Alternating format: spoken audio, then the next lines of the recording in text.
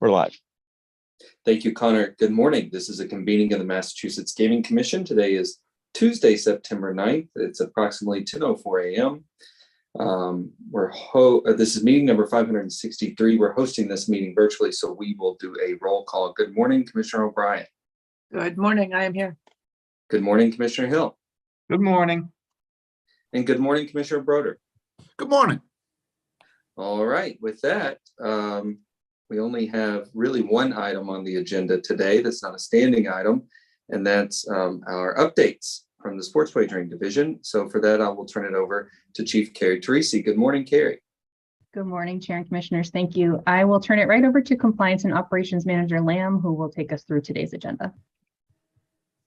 Good morning, Chair. Good morning, Commissioners. And the first operator to kick off the Q2 2025 quarterly presentations is Bally's. Good morning. I'm going to share my screen initially. Can you see the presentation? Yep, we can see it. Good morning, Chair, Commissioner, staff, and guests. I'm Kim McAllister, Director of North America Interactive for Bally's. Today, we have Jen Regan, our Vice President of Talent, Learning, and Development, speaking to our workforce diversity. We also have Colin Bailey, our Vice President of Global Procurement, who will be speaking to our supplier diversity and vendor spend, and Frank Mosconi, our Director of Gaming Finance, who will discuss our responsible gaming, community outreach, and charitable impacts. First, I'd like to discuss our revenue as previously reported to the Commission. Our second quarter spend for 2025 was $611,688.60. Our taxes collected were $122,337.72 with a hold of 0.09%. And next we have Jen Regan discussing our workforce diversity. Jen? Thank you, Kim. Good morning, everyone. I'm Jen Regan, Vice President of Talent, Learning, and Development with Bally's. My colleague, Tracy Wiley, Executive Director of Diversity, Equity, Inclusion, is unavailable today, so I will be providing a brief update on our workforce highlights and our ongoing commitment to transparency and improvement in this area. As you can see in our Q2 data, we're tracking diversity across all of our organizational levels in both our North America operations and specifically in Massachusetts. Our Massachusetts workforce shows strong representation with nearly 29% minorities and 36% women overall. What's particularly noteworthy is that despite normal workforce turnover and attrition, our diversity metrics have remained pretty stable. The quarter-over-quarter shift shows minimal change, less than 1% in most areas, which indicates that our hiring and retention practices are maintaining consistent representation levels, even as people naturally move in and out of positions. As previously mentioned, however, we're committed to improvements and not just status quo. We've begun working on some partnerships and initiatives in Q3 that will help to support and enhance our representation. And we look forward to sharing that with you at our next meeting. So a little bit of a teaser there. We also recognize that there are some gaps in our data collection, particularly around veteran status, and we're currently designing a comprehensive campaign to capture more complete demographic information in that area. And we're excited to share those enhanced metrics with you in future meetings as this initiative progresses as well. If there are no questions on this slide, Kim, then we are ready to move to the next.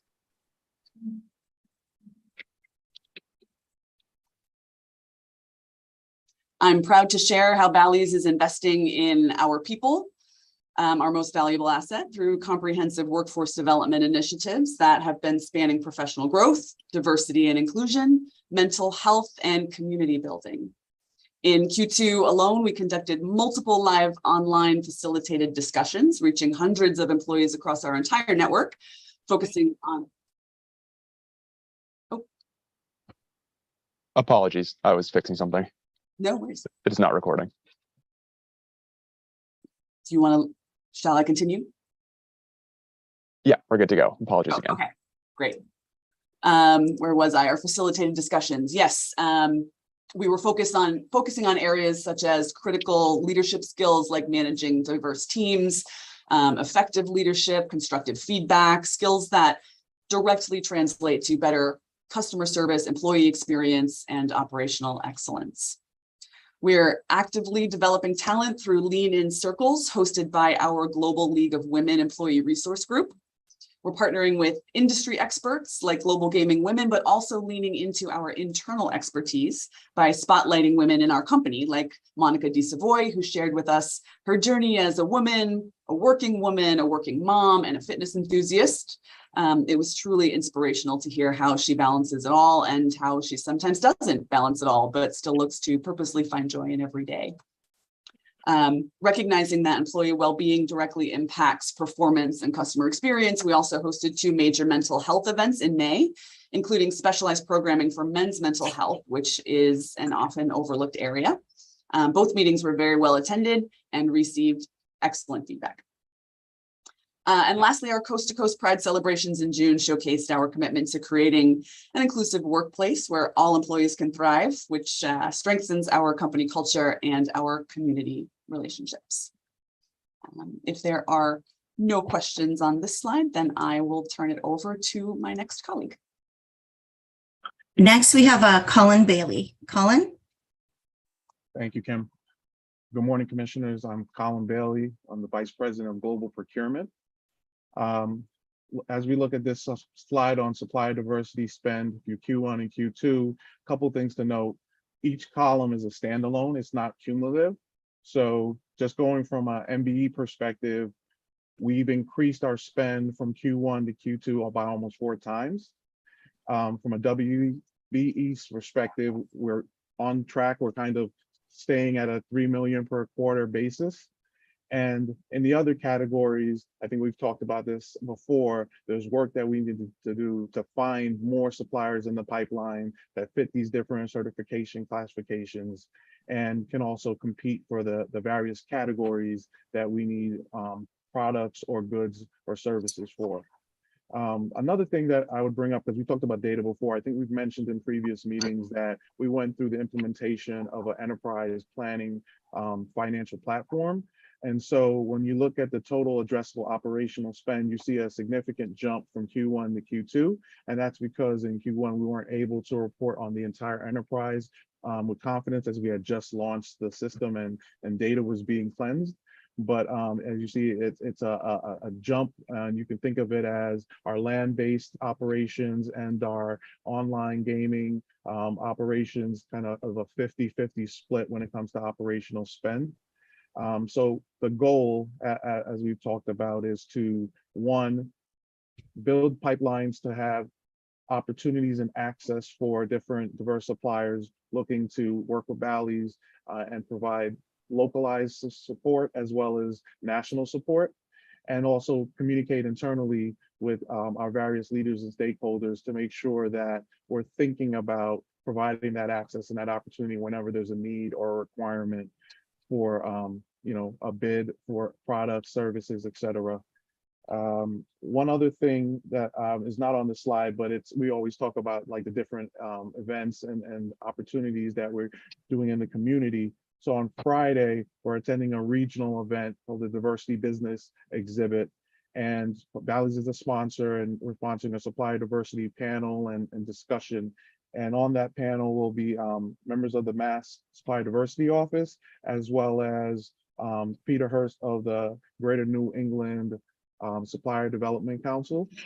So that was a direct result of intentionally wanting to make sure that we're building those pipelines in Massachusetts and having access to the different players who can help us and guide us to pools of suppliers that can compete and do work with us. Any questions on this slide? Now we can move to the next one. All right. So I think we just wanted to provide visibility into different types of categories of purchases. Some of these are more difficult than others as far as finding diverse suppliers, because the nature of a thing might be proprietary or just based on satisfying customers' needs and wants. Just a simplistic.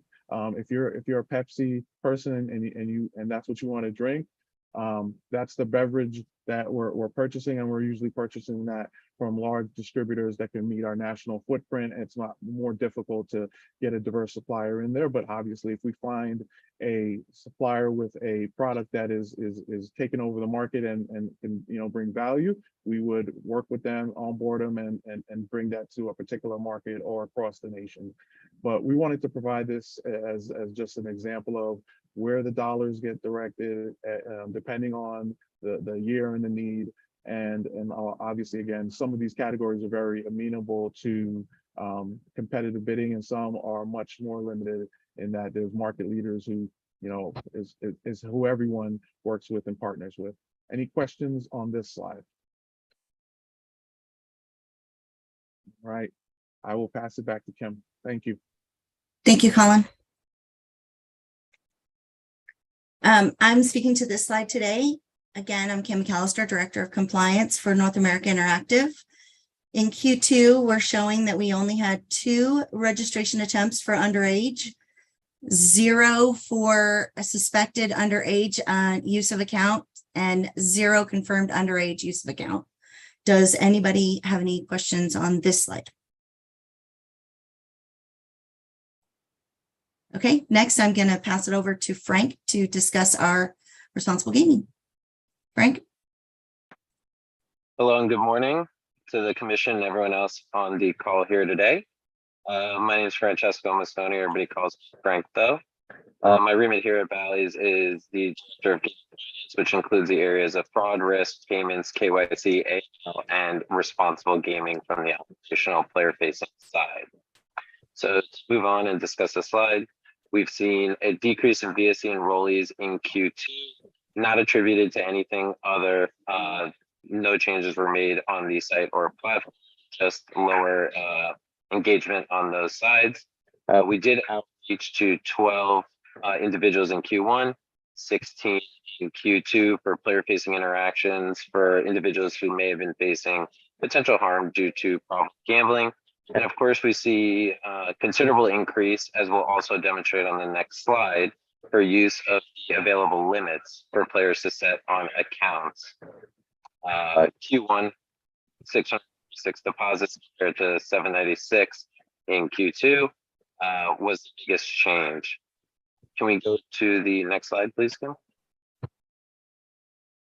As part of our initiative to ever improve our responsible gaming offering, we initiated in Q2 CSAT scoring analysis, requiring feedback from our players in order to tell us how we are doing, to find areas of improvement. Overall, the majority of our players are happy with the offering, but half of them, as you can see, rated 8 or lower, and the comments which are taken internally to determine next steps into how we can improve our offering in the form of customer player-facing interactions, automated emails to individuals, and problem gambling criteria, which I will discuss and highlight in a next slide, I believe. We can move on, Kenneth, that's okay. One thing, unfortunately, is with the departure of Tammy Barlow, we have had internal restructuring here at Bally's on what our responsible gaming, community outreach, and impact will look like moving forward. Therefore, we weren't able to initiate any initiatives or complete any initiatives in Q2, but are sourcing a new candidate to almost like for like replace Tammy in Q3, which will then own the community outreach and impact programs. New initiatives for these in the interim that are being kicked off include, and what I will discuss in a later slide, but to mention now, better alignment with problem gambling diagnosable criteria in the United States, and also hosting events to the highest at-risk groups, which we normally see as younger males and middle-aged females, according to our source data. We can move on. Thank you. One initiative that I'm particularly excited about is that we're looking at a redesign of our operational RG tooling. That includes the use of and the scoping and potential use of an AI agent that will identify problem gamblers based on nationally described problem gambling criteria. There are 9 items in order to be diagnosed with a problem gambling disorder in the United States that's to be able to seek professional medical help. We will align our tooling, our triggers, alerts in order to address these specific criteria and have interactions as people are approaching, not after they get to exhibiting 4 to 5 behaviors, being a mild gambling disorder, 6 to 7 moderate, or 8 to 9 severe. We will also specifically tailor the messaging and the third-party outreach tools available to those individuals based on the criteria that they themselves are exhibiting to us on a day-to-day basis. We can move on to, thank you. Lastly, and as I mentioned earlier, just talking about responsible gaming tool sets that we offer to players, we can see a considerable increase across the board in use of all limits, most notably of which is wager limits and spend limits in jurisdictions that we do offer those. However, we've seen deposit limits as well. What's notable is that limit usage has outpaced our active user growth, meaning that more players are using limits because of changes that we made to put those limits more readily available to players in the app, often through pop-ups, messaging, so on and so forth. In Massachusetts, we could see Q1 to Q2 increase of 594 to 798 in deposit limits, 76 spend limits, and finally 51 to 65, which is a 27% increase in wager limits. If you don't see numbers, that's because we don't offer wager limits in those jurisdictions.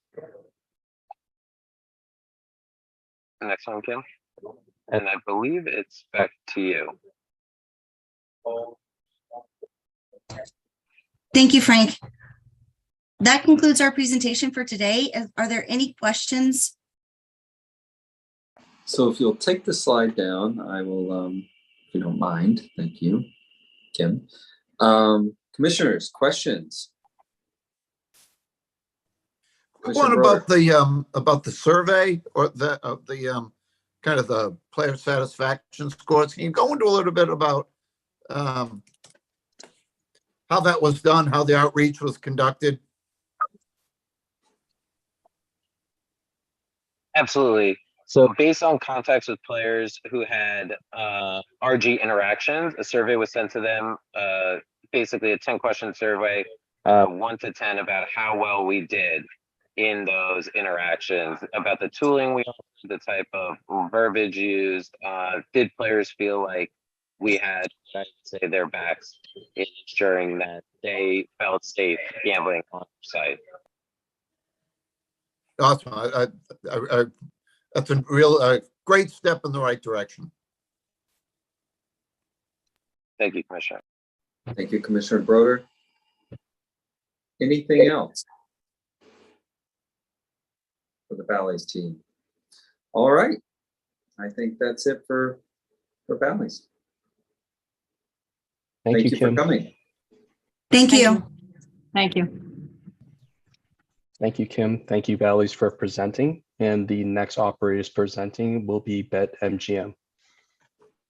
Good morning, Chair and Commissioners. My name is Josh Wiseman. I'm the Director of Licensing at BetMGM, and I'm filling in for Sarah Brennan today, who's under the weather, but I believe still available if there's any questions for her directly. So,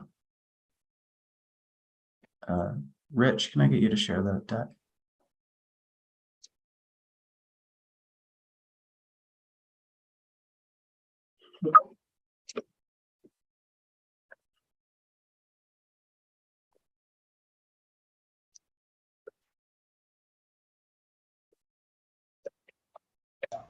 Can you see my screen now? Yes, thanks, Rich. Okay, so I'll begin by going over BetMGM's revenue for the second quarter.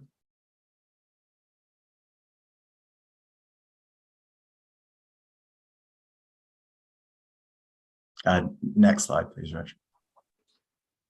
I will say that it's not in presentation mode. Usually, Commissioner points that out. Okay. Just give me a second here. For whatever reason, we have ended up in the same place we were 2 presentations ago. My apologies.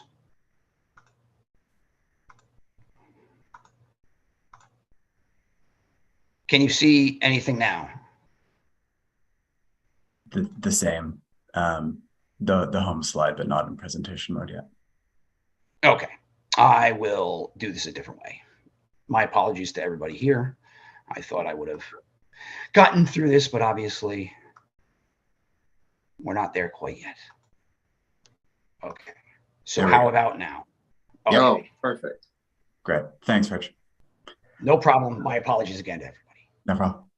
Okay, so here is BetMGM's revenue for the second quarter. You can see that there's a general uptick in momentum going into the summer months, with the total revenue just under $14 million for the second quarter. And then the corresponding taxes collected have increased as well. Slide, please. And then into vendor utility. So here you can see the comparison between the first and second quarter. One thing to mention is that while the spend is down across diverse vendors, that's commensurate with BetMGM's spend in the second quarter. With all vendors, there was a decrease in spend, which is just due to some seasonality. And the percentage wise is a decrease of 0.1%. So nothing too material there. And I will now turn it over to Jasmine Polite, who's going to go over some of the human resources information. Hi, commissioners. Hi, everyone. Next slide. Okay, so if we take a look here between Q1 and Q2, you can see that our overall headcount dropped about 125 employees, which is due to the reduction in force and reorganization that we had. We did conduct a disparate analysis just to make sure that there were no groups being more impacted than others. And we didn't have that. So if you look at these numbers here, you can see that overall, our minority across supervisor and non-manager dropped. The headcount numbers dropped a little bit, but the overall percentage stayed relatively the same. Next slide.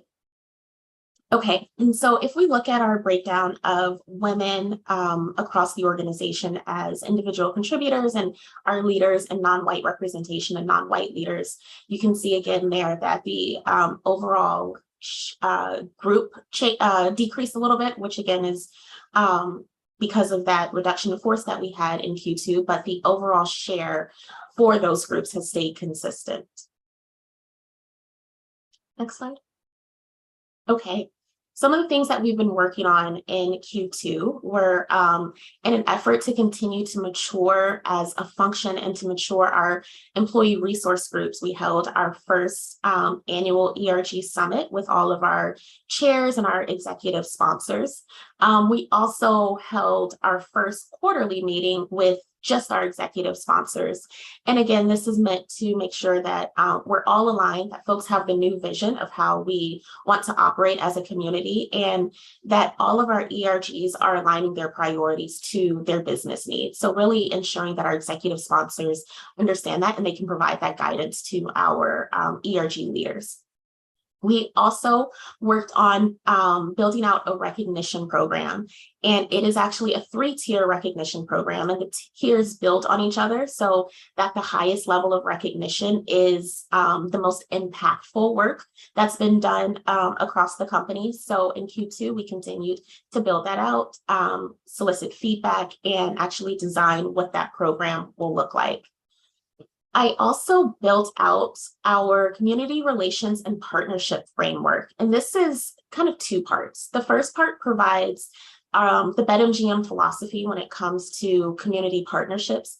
And then the secondary aspect to that is actually like a worksheet for employees and teams who are thinking about doing some sort of community engagement work. This worksheet really helps them figure out, based on their objective and what they're hoping to achieve, the right type of community engagement that needs to happen and the way to go about it, from developing to planning to executing and following up with your community partners.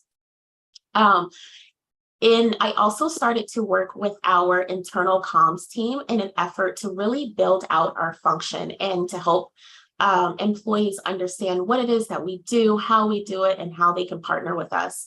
So in doing so, I worked really closely with internal comms to build out some of our internal resourcing, including our intranet pages, comms messages, overview of programs, our resources, all of those things. Over the summer, I actually partnered with Franklin Covey as well. Franklin Covey is a leadership coaching company, and every summer we hold a summer learning series for all of our leaders across the company called Take the Lead. And this was my first year in being able to work with Franklin Covey to integrate some inclusive behaviors and practices into that summer curriculum. And some of the workshops included leading with empathy, inclusive leadership, and unleashing your team's potential. And then finally, we launched our twice annual workplace experience survey at the end of Q2. And following that survey, we were able to identify priority areas both at the functional team level and for the company. And teams are now actually taking action on those priority areas. And I believe that's it. Any questions for me? I have no questions, Jasmine, but I will say that I hope that all of BetMGM is supporting your efforts. Yes, they definitely are. Thank you. Great. Well, I think I'm up next. Good morning, Chair, Commissioners, and staff. Rich Taylor, Director of Responsible Gambling for BetMGM. We'll go ahead and get started into the next slide there, Rich. All right, so for prohibited patrons, focusing on the underage population in Q2, that first subtotal there, 3, is incorrect. That should read 2. We had 2 instances of an attempted underage registration within our platform. Moving to the right, we had 3, that should be a 3 there, Rich, suspected underage use of accounts. And we had 1 confirmed, and I understand that there will be a meeting next week to discuss that, among other items related to underage access. So there are no other questions about this slide. We can move into the next. All right, so a recap of our responsible gambling efforts from Q2, starting with our responsible gambling tools, utilization rates. Next slide, please.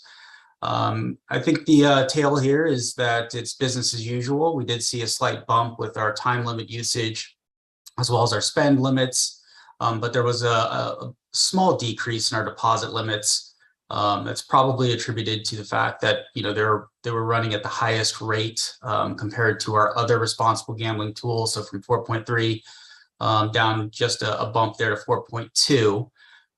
We are working on new initiatives to help boost our tool usage rates. And so one of the things you'll see is during Responsible Gambling Education Month, which I'll cover here in a moment, we'll be doing some more outreach as well as some player surveys and giveaways to help spur continued engagement of our responsible gambling tools.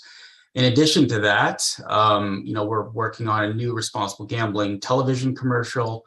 Can't give you too many details about that at this moment, but we're very excited about the concept and we look forward to putting it on the airwaves here in the coming months to help continue to drive engagement and destigmatize the use of our responsible gambling tools.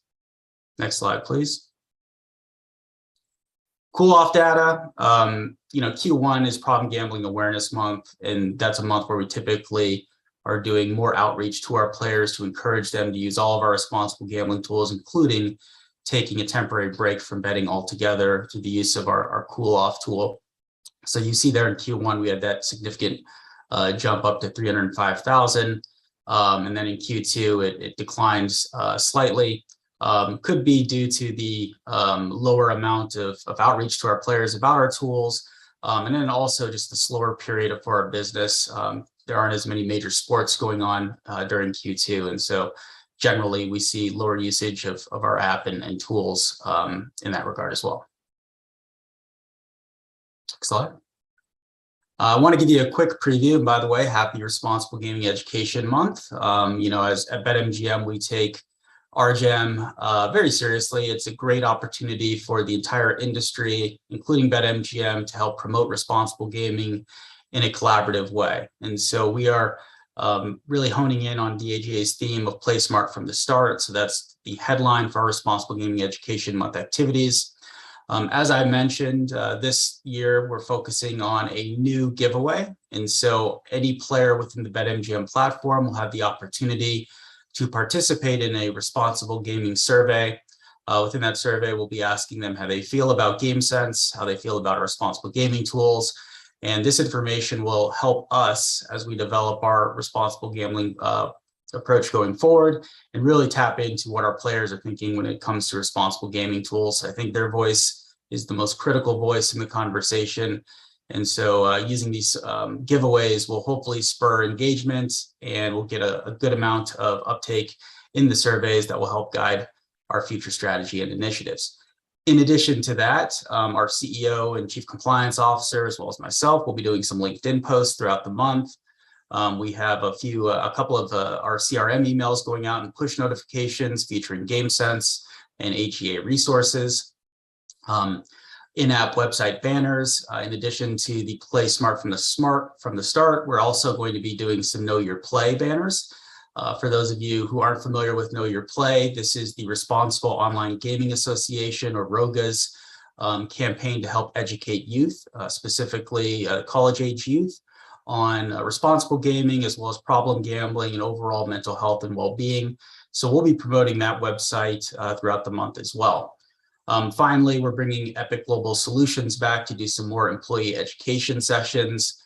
I've spoken about these sessions in the past, but it's always a great opportunity to get our employees some real face time with those who've experienced the harm that is gambling addiction and have gone through that and are now fortunately in recovery to share their story.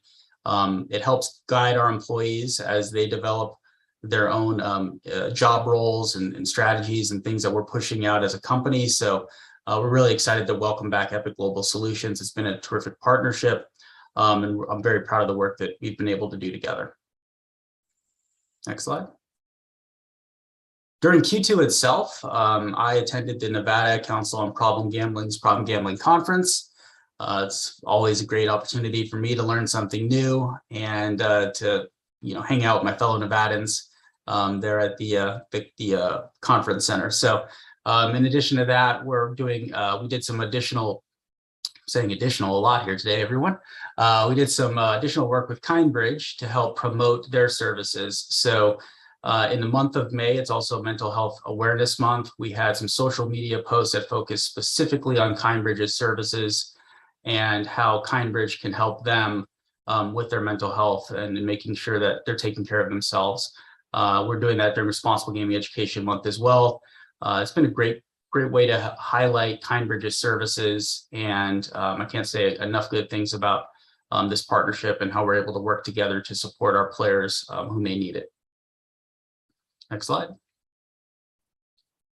And then finally, I wanted to highlight something that we've actually been doing for a couple of years, and I don't think I've spoken about it in this forum before, but we host quarterly trainings with our entire VIP team.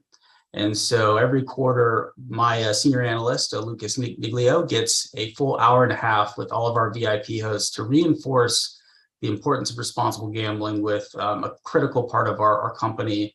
That's our VIP team. So this covers an overview of our responsible gambling and problem gambling landscape. So in addition to our operations and what their duties are as a service provider, we're also talking big picture. What's going on in the media as it relates to this topic? What are we seeing in other jurisdictions, such as Europe and Asia on this topic? And what does it mean for us here in the US and in Massachusetts specifically? And then we bring it all home with our practical tips and tools a reminder of the escalation process should any of their players exhibit any concerning communication or behavior, and how they on a day-to-day basis with their players can remind them about the value of our responsible gaming information through GameSense, as well as our tools, and how it can help them get a better experience as a BetMGM player. So this has been a great opportunity, not only for us to reinforce responsible gambling with our VIP hosts, but we also hear and learn from them as well. And so they share with us some of the experiences that they're having, and that helps shape our responsible gambling approach, policies, and future trainings for additional staff. So we're really proud of this. It's going above and beyond what's required, but we do it because it helps not only with compliance and regulatory obligations, but also player experience. I think giving our VIP hosts this empowerment and this education on a more regular basis helps them deliver a better experience to their players, which hopefully will lead to more harm prevention and problem gambling mitigation. And that concludes my update for this quarter. I'll hold there for any questions.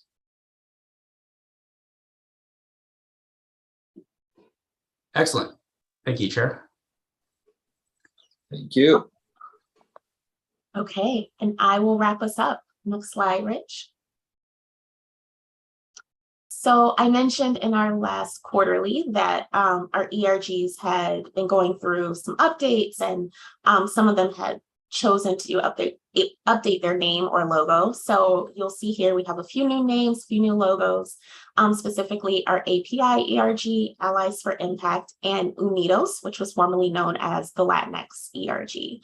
And with this also came an update around mission objectives, again, just in an effort to mature and make sure that we are aligned to our overall business goals and priorities. Next slide. And in Q2, the people team actually took a day to give back to the Jersey City community. So they went and cleaned up a park near the headquarters office in Jersey City. They cleaned up a park and painted benches. We also sponsored the Cherry Blossom Festival in Washington, D.C., which is something we do annually. So you'll see Marcel, the lion, the big balloon there that our employees are carrying. And the Pride ERG also held a discussion with our slot machine influencer and ambassador, Brian Christopher, where he came and spoke to the company about his personal and professional journey. And it was hosted by one of our chairs from the Pride ERG. And then finally, our API Asian Pacific Islander ERG held a trivia bingo game night at the office during API Heritage Month. And that's it. All right. Commissioners, questions for BetMGM?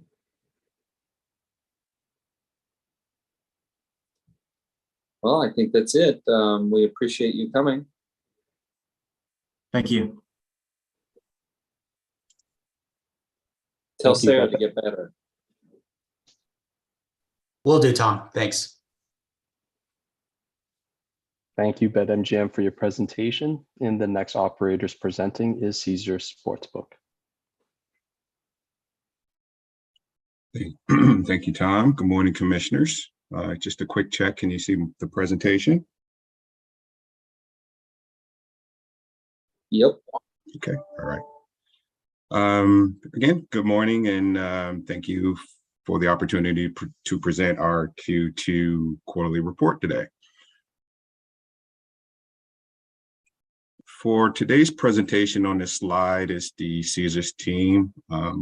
Jeff and Lisa today are handling another business matter, but as before, Greg, Dave, Caroline, Kirsten, and I will present and address any commissioner questions on behalf of the Caesars team.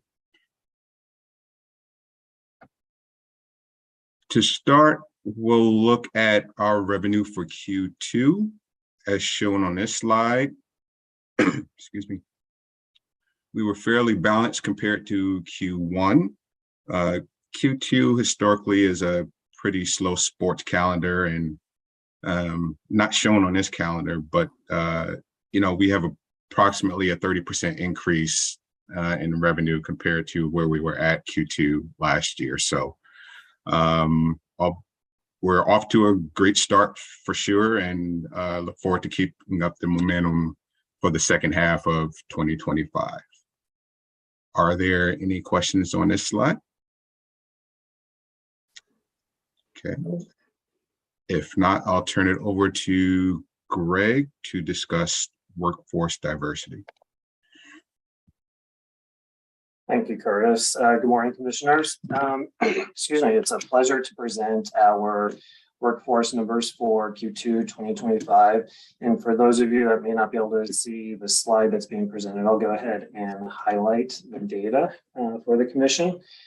So for our total sportsbook team members, there are 1,394. Of those, 488 are minority, or 35% of the population. Women are about 341, representing 24% of the population, and 25 veterans, which is 2%. And then we have 4 Massachusetts residents included in that number. And if you'll go to the next slide, please. So overall, you'll see compared to Q1, there was a very slight decline in the number of team members for Caesar Sportsbook. However, the representation numbers have remained unchanged from that of Q1. If we'll go to the next slide, please. Great. So as we reflect on Q2 inclusive efforts, our focus today is on something foundational to our success, which is the well-being of our team members and our guest experience. At Caesars, we believe that when our people thrive, our business thrives as well. So that's why we're deeply committed to supporting the team members across every dimension of wellness, mental, emotional, physical, interpersonal, and financial. So on the notes on the slide, highlight just a few of the best in-class resources that we offer, from our 24/7 employee assistance program to our comprehensive health and wellness app and personalized wellness programs. We are ensuring that support is not just available, that it's accessible and impactful. I do want to draw special attention to the image on the right. This was featured in our August newsletter at the Empire Wire during the National Wellness Month, and it beautifully captures our message, your well-being matters. So it's more than just a slogan, it is our promise. And the newsletter reminded our team members of the many resources that are available to them, including mental health support and wellness tools that can be used anytime and anywhere. So this slide and the initiatives behind it represent our ongoing commitment to creating a workplace where every team member feels supported, valued, and empowered to bring their best self to work every day. Curtis, if you go to the next slide, please.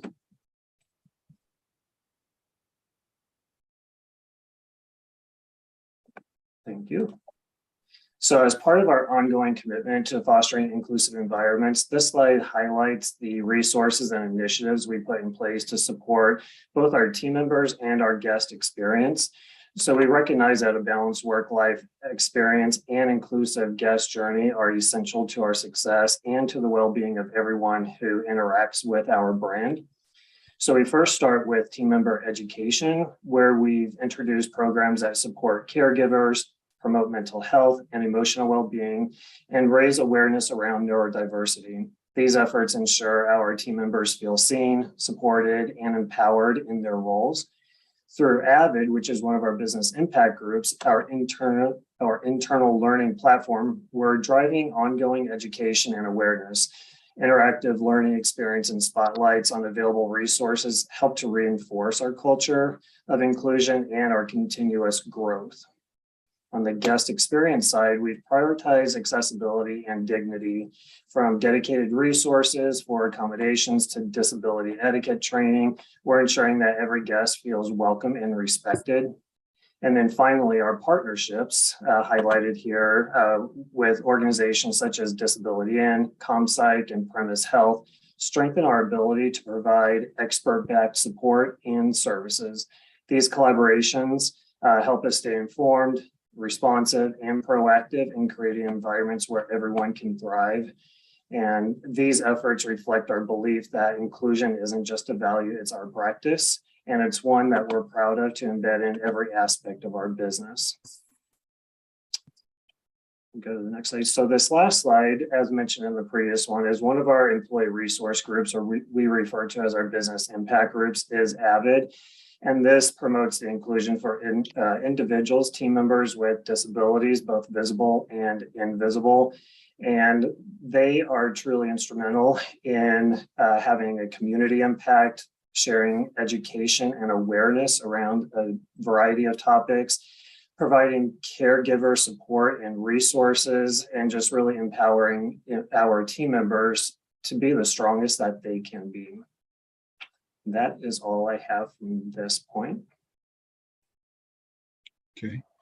Thank you, Greg. I'll turn it over to Dave to discuss vendor diversity.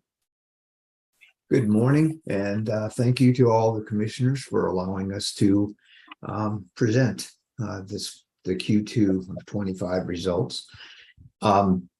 As you can see, our Q1 results actually ticked up after going through the auditing process from 9.19 as reported last quarter to 9.91 as the final results.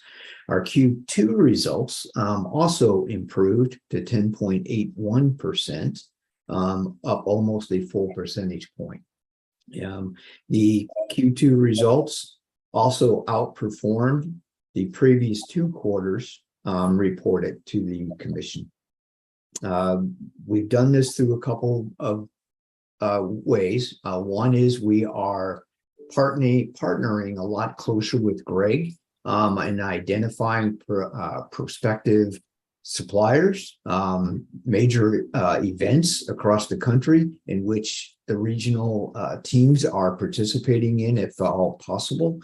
And over the past few quarters, we have transitioned the responsibility of supplier engagement from a more corporate-driven process to putting it back into the responsibility of the regional leaders, procurement leaders, because they are the people that are on the ground. They are the people that are closest to their suppliers, and we felt that they would be able to enhance our overall results.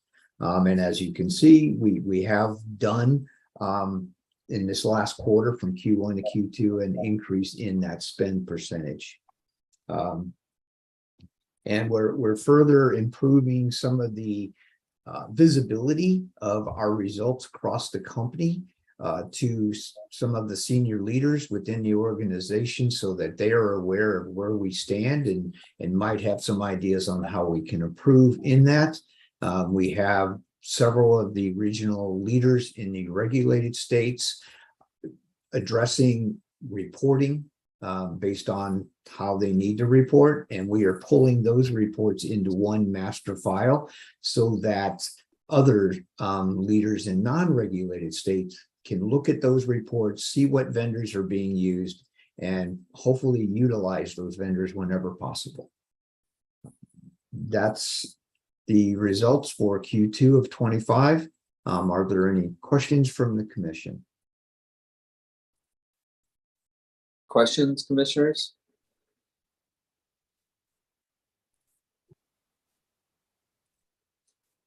I think that we're all set. Thank you again. Right. Continuing with play management reporting.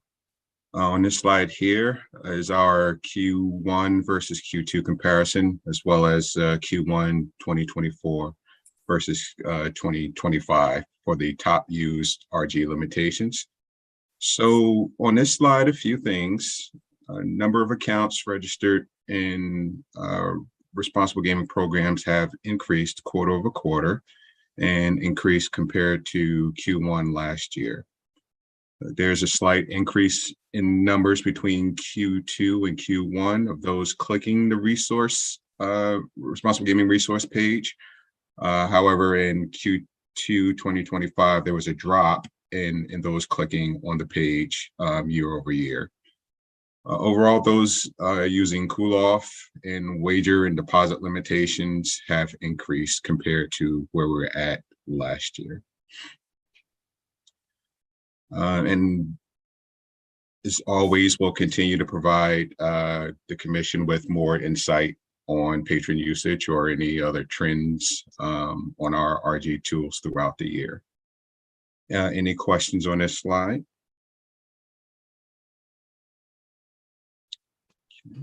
None. Righty, moving on to prohibited player monitoring. In sum, we had 6 accounts in Q2 that were flagged by our system, which resulted in a more detailed investigation. And upon further review, all 6 were closed as a result of suspecting an underage individual was controlling the account.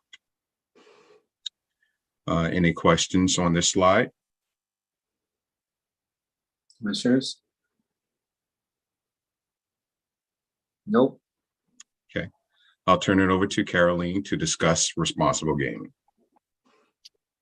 Good morning, Chairman Maynard, commissioners, staff, and friends. Happy RG Education Month. As we all know, we're celebrating this month with good things and great work ahead of us. Focusing back on Q2, here we have a graph of all the Massachusetts VEPs for comparison of Q2 2024 and 2025 year over year. So as you can see, there has been an increase this year with 101 VEP requests, 31% increase year over year. As I continue to just remind you that anyone who does initiate a self-exclusion through the Massachusetts state-sponsored exclusion program is also excluded from all Caesars brick and mortar facilities and its online gambling products. Okay, so good to see that there is an increase. All right, thanks for this next slide. Furthermore, for responsible gaming, we conducted more training because we want our team members to be empowered to report concerns whenever they hear it, whenever they have communication via chat, when anyone emails us. So as of March 31st, we had 2,016 RG ambassadors that were skillfully trained. And as of June 30th, we had 2,033 RG ambassadors. Again, these are team members in a supervisory and manager role. They're trained to facilitate conversations with customers regarding a responsible gaming incident, inquiry, or concern that's reported by our team members. Also in Q2, go back, Curtis, I got more to share. Also in Q2, Caesars was a sponsor of the 18th Annual Nevada State Conference on Problem Gambling, which was a 2-day conference, very informative. We're always happy to sponsor RG conferences that benefit the community. So we're always looking to increase our participation as needed. We also renewed our recommitment to memberships. First one being as a leadership circle member with the National Council on Problem Gambling. We also renewed our platinum membership with the Virginia Council on Problem Gambling. Here you see to the left is a photo of our responsible gaming chair and a representative from the Virginia Council. During Problem Gambling Awareness Month, we partnered to do a back of house event, which was quite successful. We also renewed our commitment to membership with the Kentucky Council on Problem Gambling. Next slide. All right. I would like to revisit an inquiry that Commissioner O'Brien asked me about during our Q1 report. So I reported back on the 2025 PGAM participation and engagement. It was a co-branded PGAM email with the Mass Council and the Commission. We did a collaborative campaign, and the purpose was to inform customers of Problem Gambling Awareness Month, GameSense advisor contact information, and to advise our Massachusetts online community about the disordered screening. So again, as a recap, an email was delivered to over 10,000 active accounts who had activity within the last 90 days, and approximately 20 emails were opened. Compared to 2024, We did an RG Education Month survey participation. 3 questions were asked. And the survey was delivered to 5,913 active accounts who had activity within the last 30 days.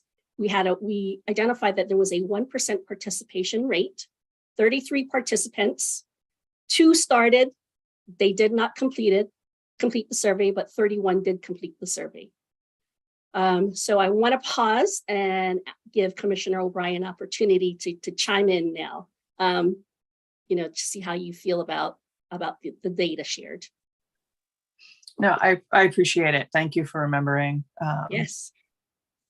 And can I ask, do you draw any inferences from this, from 24 to 25? Yeah, as we look at the data, we draw inferences, kind of talking about and socializing, how do we increase the engagement from our online community? So that is something that we're working on again during RG Ed Month with an email that was disseminated. So we're asking our marketing team, how can we proactively get people engaged just to look at the tools that are available online? So we'll continue to report on the data. And, our goal is to increase the participation rate and, be collaborative with the commission and the council on this communication for these Heritage Months. Okay, great. I appreciate you following up and You're remembering. Welcome. You're welcome. Yeah, good data to share. All right, and I believe that is it for my part. Any questions for me? All right, thank you, everyone. All right, thank you, Caroline. On lottery engagement, we partnered with the Massachusetts Lottery on 2 promos. Giant Winnings promotion, which ran through April 2025, and the 25 million Mega Money instant ticket promotion, which was launched in May.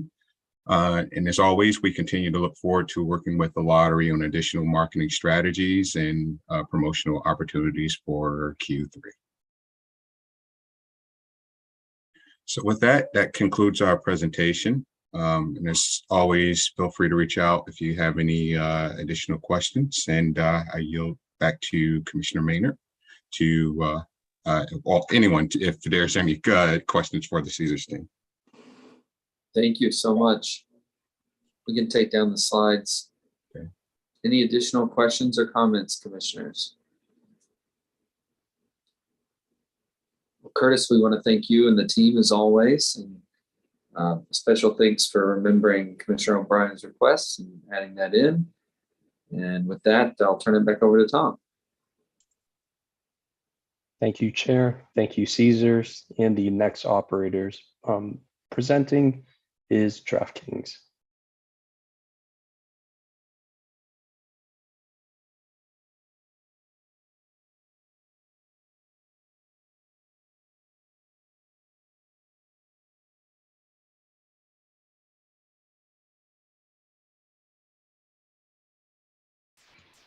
Sorry, just a moment. Good morning, Chair Maynard and Commissioners.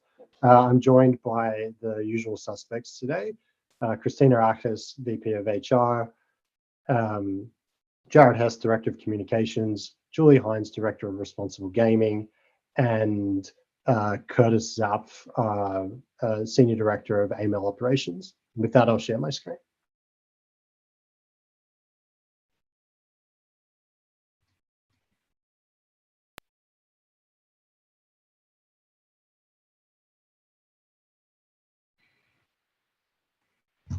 Okay, everyone can see my screen? Very good. Yes, we can now. It uploaded. Thanks, Commissioner. So starting with revenue, in Q2, DraftKings generated $113,996,257 in sports wagering revenue, which resulted in $22,166,496 in taxes collected for the state, and that was at a hold rate of 12%. And with that, I'll pass it to Christina for workforce and workforce diversity. Thanks, Jay. Good morning, commissioners. So for Q2 2025, we're still scaling towards our original kind of outlined target areas for representation. But kind of year over year, we're a little bit stagnant, staying at the same place, but we have quite a few efforts from like succession planning, workforce development that we're working on as well to ensure that we are providing just access and opportunities for all of our employees. So right now for global female representation, we're at 26.5%. And for non-white US representation, we're at 31.4%. Next slide. From a recruitment and development standpoint, during Q2, we had an amazing opportunity to show up at Render, which is a conference down in Atlanta, really about just coding and product and technology overall. So we brought about 50 of our employees down. We had members from our board also join. We had some of our executives attend as well. It really was a great opportunity to not just show up as an employer in a recruitment standpoint, but also showing up and allowing a large group of our employees to be able to come down and attend the conference on their own, as well as having just kind of more connection points with our executives. We did a deep dive on AI. We also just had some key moments of gathering for our remote employees in Atlanta. So really was a great opportunity to showcase us as an employer, as well as connecting our employees. Next slide. From a development standpoint, this year we had launched a global training program. So as a global employee, we really want to make sure that we are the most productive and innovative, but that really is a minimizing friction and communication sometimes. So what we're doing is actually ensuring that all of our employees eventually we're getting some feedback. I'm just going to interrupt. Someone is typing.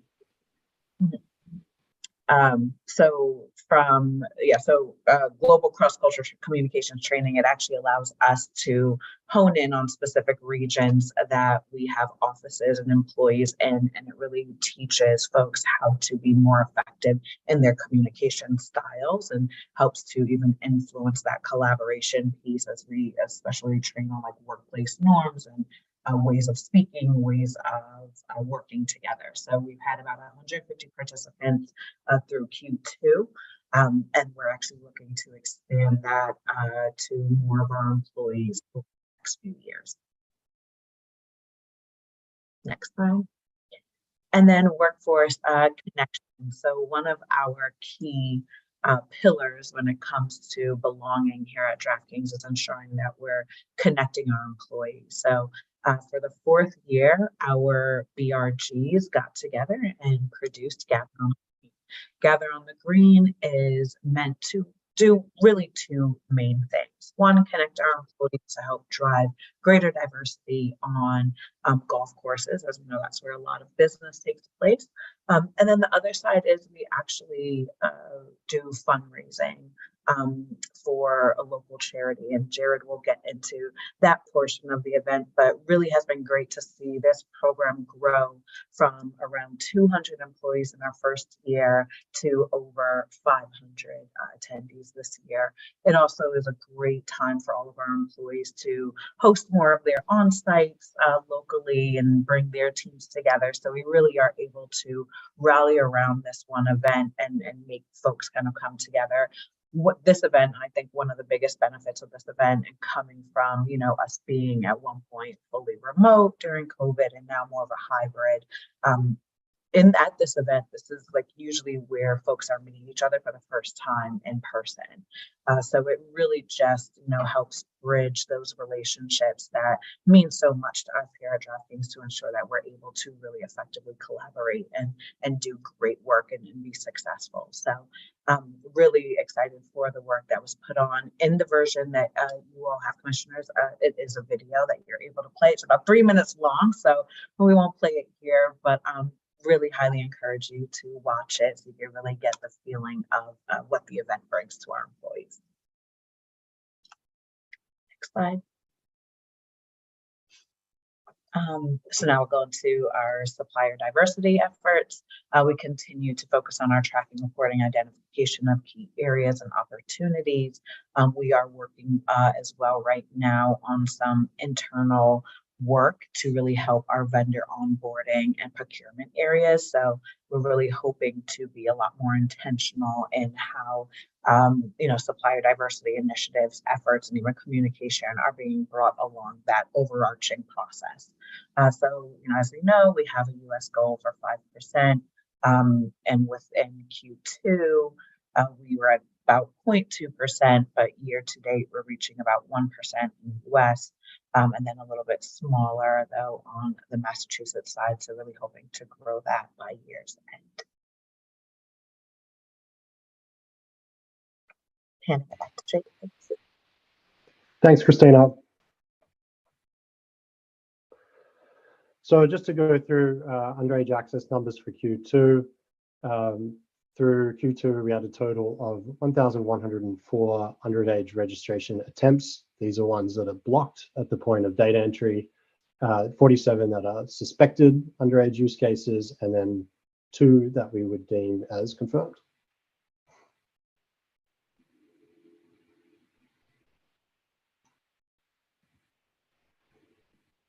And if no questions there, I will move on to pass it to Julie for responsible gaming. Thanks, Jake. Good morning, Chair, Commissioners, staff, and guests. First up, cool-offs and exclusions, exclusions for the MGC VIC applications. We had 111 in Q2. For cool-offs, we had 1,277 total. And the active limit usage trend went a little bit up in Q1. Excuse me, I don't know why this is Q1 of 2025, but we had a 4.40% of active users. I can correct this slide, excuse me for that. And as per the usual, as well as other operators, the deposit limits have the most uptake. I'll be getting to that in just a moment as well. For in Q2, we were really excited in late June to launch something called My Budget Builder, and my colleague Harry Holland presented to the commission a little bit earlier when we launched this tool. We're really excited about it as it is a tool that players can use to set their customized limits and reminders through the app. It is right there in the RG Center at the very, very top. People can jump into My Budget Builder. They can either set or adjust their limits accordingly with time limits, deposit limits, wager limits. And it adjusts based upon the user, what they're saying that they want to do. So if they want to do it per day, per week, or per month, and it walks them through, guides them through that process to engage them. So we do have a little video. I think it's only 15 seconds. It just kind of quickly demos it. For guests, I know the commission has already. At DraftKings, making a budget is easy. Create your personalized game plan right in the RG Center of the app with My Budget Builder. Set up a plan for deposits, wagers, and more. Whatever works for you. Because when it comes to betting, it's more fun when it's for fun. So we're really excited about it, and we do have some information about Responsible Gaming Education Month, which specifically speaks to My Budget Builder, and that's in Q3. So in the interest of the commission's time, I will save that for when we talk about our Q3. I'm really excited to share some of the great stuff that we're doing for Responsible Gaming Education Month that includes My Budget Builder as a big piece of this. Can I ask where that's running? That ad? Chair Maynard, that is running online. We do have an online ad for this, and we also do have specifically influencers who we just launched this month, specifically Lisa Leslie and Charissa Thompson, who are sharing this message of My Budget Builder. Got it. I've seen The Gambler. I know it took us a while to get it up and going last quarterly update, but I've seen it run on television a few times. Yes, Chair Maynard, and I'm very aware that you also have that the record that's in your office, right? So that's great. We also do have additional activations for the Gambler ad in this month because of NFL kicking off to really drive more attention to the responsible gaming tools. So speaking of which, and as I mentioned, Responsible Gaming Education Month and my budget builder, we are also very focused still on my stat sheet. And so in June, we launched a Beats headphone giveaway. And this was to drive awareness and engagement in the RG tools. We want to continue the incentivization that we had that was very successful last December when we launched the signed Shaquille O'Neal basketball for setting limits. And so we had such success with that we were very happy to launch another giveaway. And in this September, again, saving more of that for you all for the Q3, but we're giving away NFL tickets throughout the month, as well as the final prize of being the Super Bowl. So we're giving away 2 Super Bowl tickets for looking at my stat sheet and visiting my stat sheet, as well as other engagements throughout the month. So we did notice that the outcome of the unique customers for the Beats giveaway was increasing the My Stat Sheet visitation by 47% during the giveaway period. So we're seeing a lot of success with the incentivization, not only prizes, but just the incentivization normalizes the use of the tools as being one of those things that we just consider as part of our normal play with DraftKings. And with that, unless there are any questions from the commission, I'll pass it on over. All right, thank you.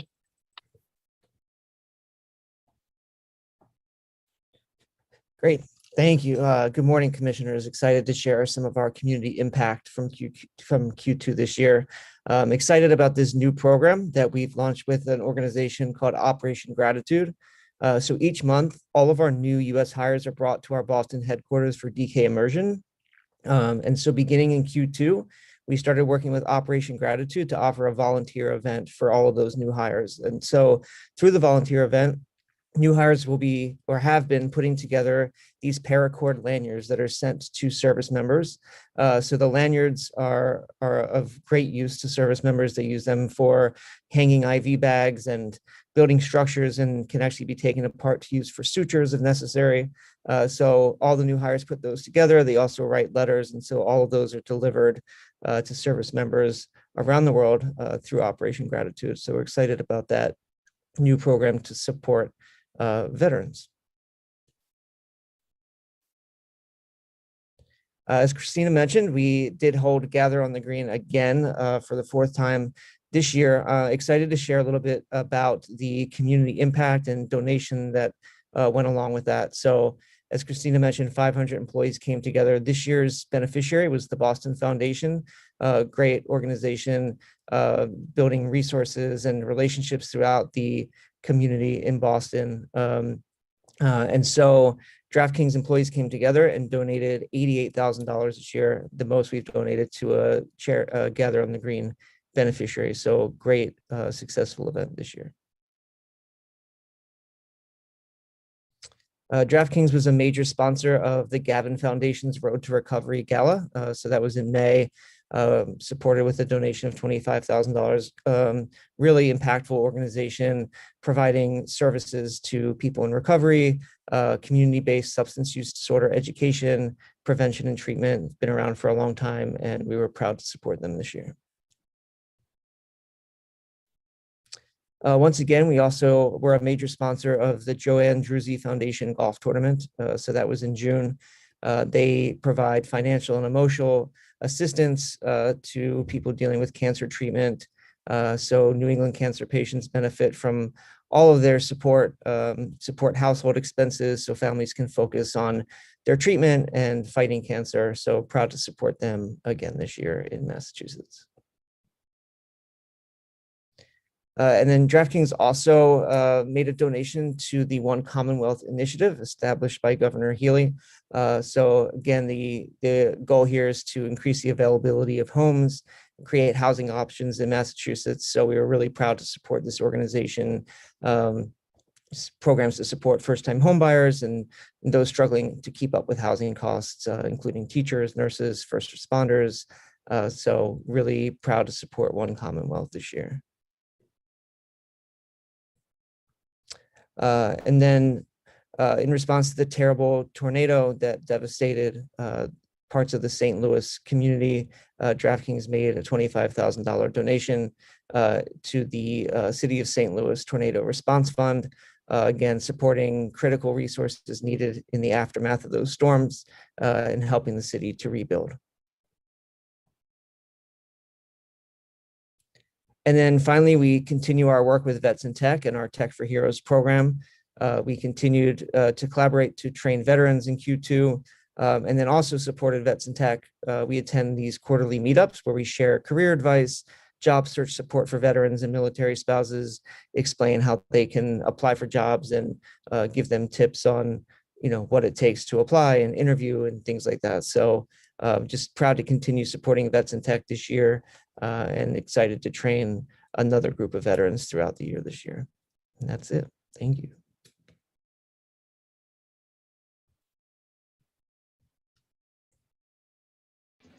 All right, commissioners, questions, comments? I'll take the time, Jake, to say that you guys are really, really blanketing everything. Even the chair of the gaming commission got one of these. That's noted. Thanks, Commissioner Maynard. Now I'll also note that the Sunday ticket's no longer the Sunday ticket. You now have to subscribe to everything to get all the games, and the fine print now says it's just Sunday midday games. And as a longtime subscriber of the Sunday ticket, that's a little bit annoying. Maybe you'll share that with your partners. All right. With that, thank you. Thank you for your presentation. Thank you. Tom. Thank you, DraftKings. And the next operators presenting will be Fanatics.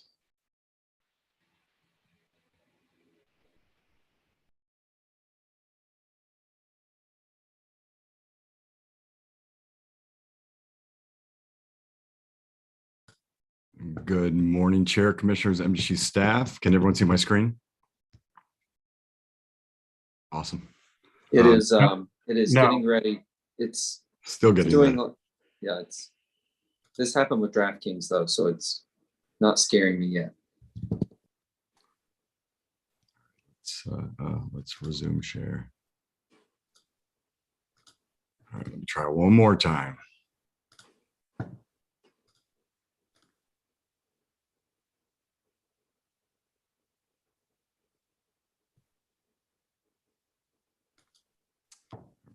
Round 3. How's that? Now we got it. All right, there we go.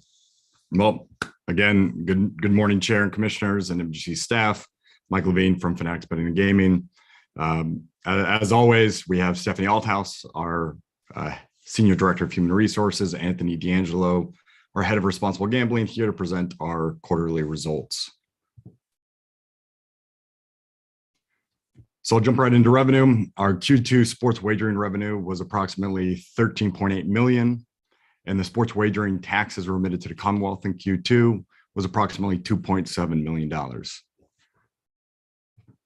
With that said, I'm going to pass off to Steph. Thanks, Mike. Good morning, Chairman and Commissioners.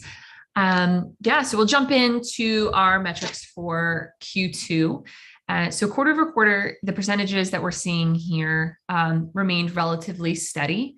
So we did see some improvement in our overall female representation at the manager and supervisor level, as well as some slight quarter over quarter improvement in the minority representation.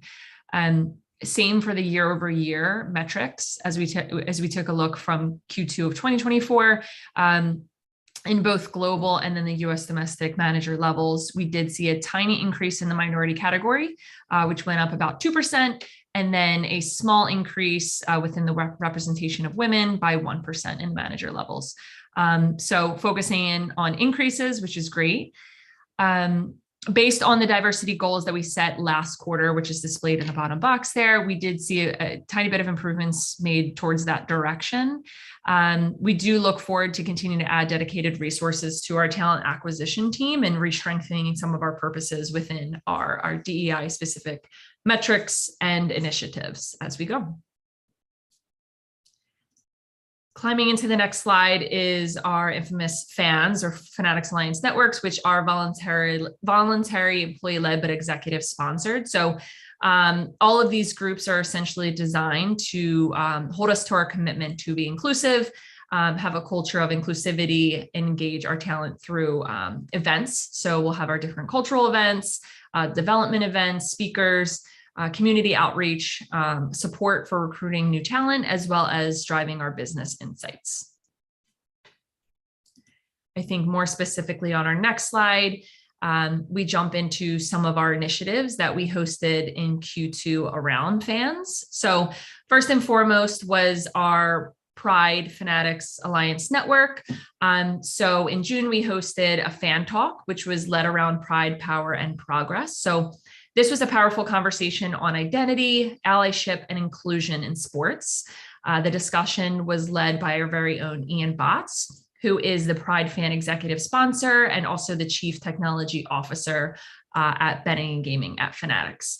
And this also featured Shea Flores, who is the NBA's first out non-binary and transgender referee, alongside Kellen Sanders, who is a Super Bowl champion, vocal LGBTQ plus ally, and founder of Original Element Foundation. In the spring of 2025, we also had our community impact grants allotted out. So this happens twice a year.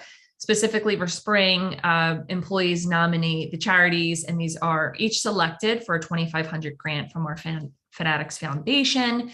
These orgs are basically chosen based on the strength of their impact within the community, alignment with the Fanatics 4 strategic philanthropic pillars, as well as the quality of the nomination. So some of the winners included Team New England Youth Academy, Minds Matter Southern California, Girls on the Run in Northeast Florida, the Hunslet Club in Leeds, UK, and Special Olympics New Jersey.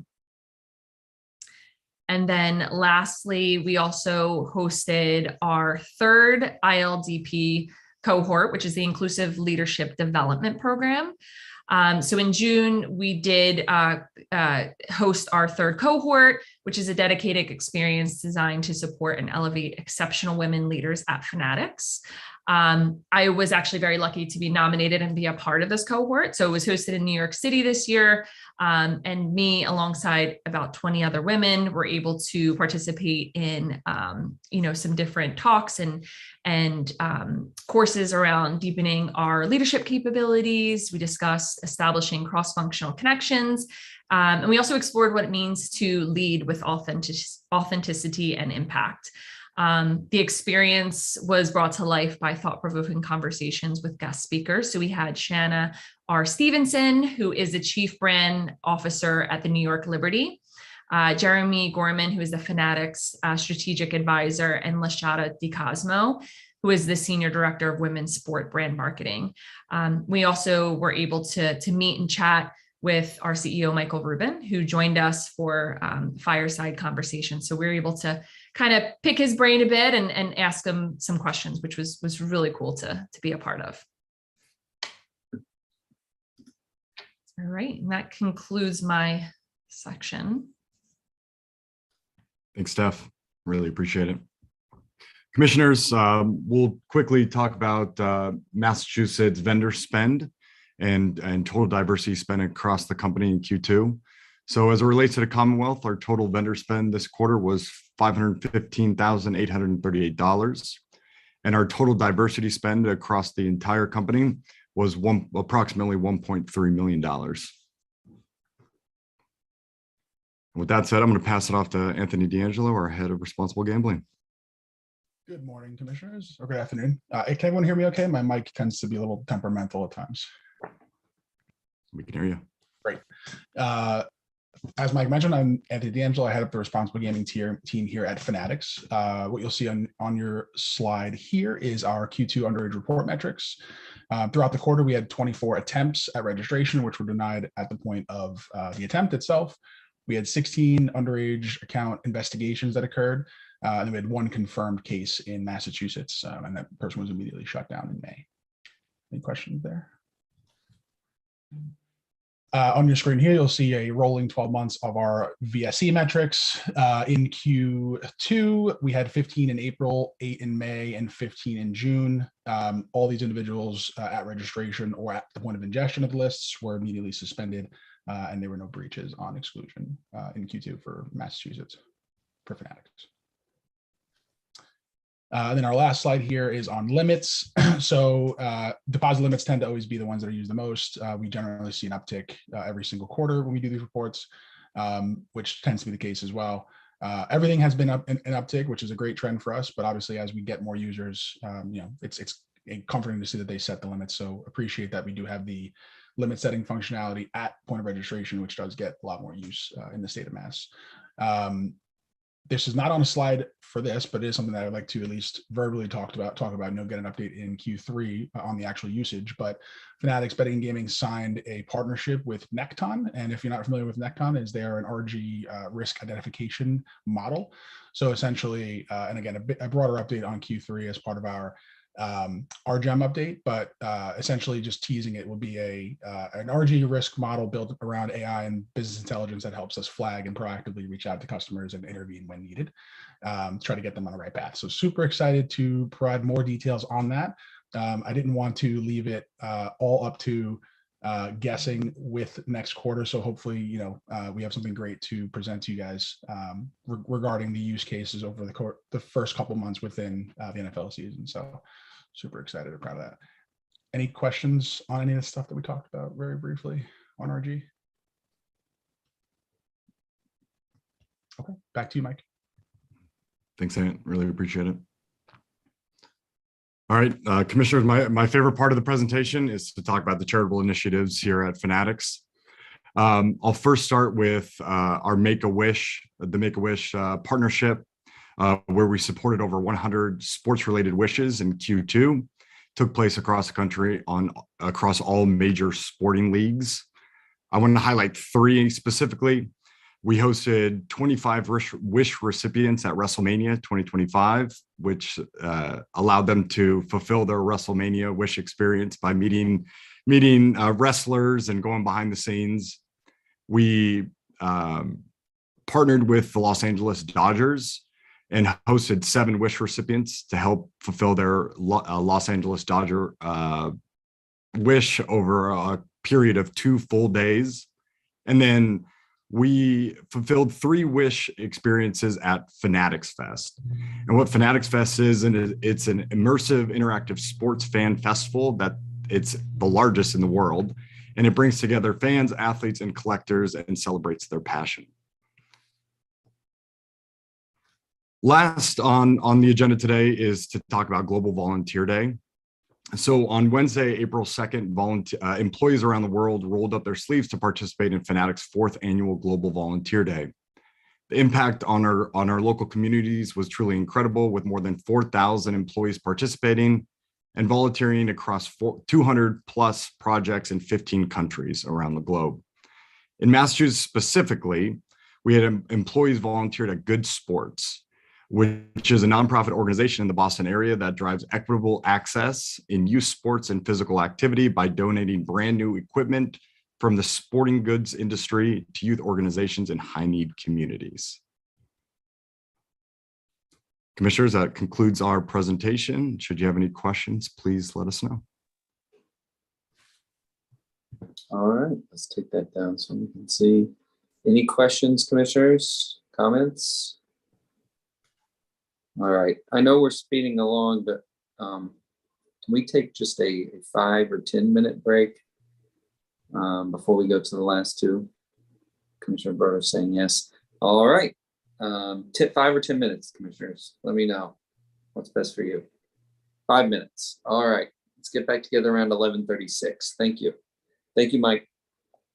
Thank you all. Thanks, Mike.